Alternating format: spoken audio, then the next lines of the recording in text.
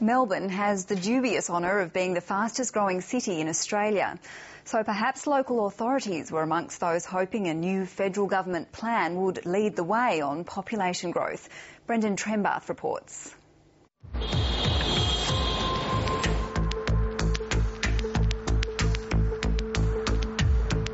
For Australians coping with worsening traffic and suburban sprawl, the projection that Australia's population would nearly double by the middle of the century was not what they wanted to hear.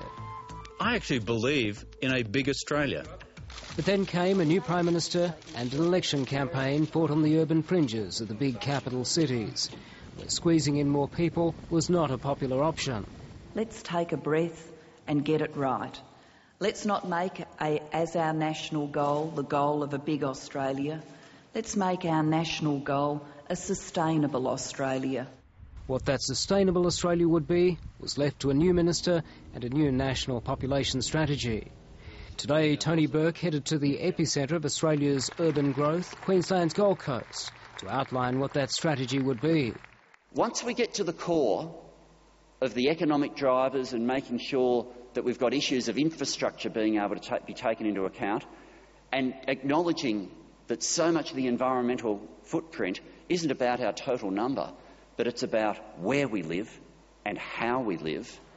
The Minister is determined to avoid any population target or cap. Sustainable Australia, sustainable communities.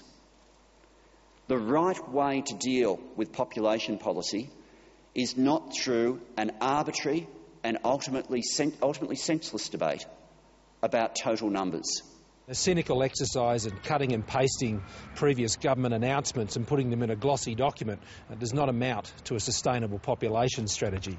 I mean, seriously, the Women's Weekly's royal wedding coverage, I think, only exceeds this document in terms of its commitment to glossy photos. 10% of the document is literally glossy full-page photos.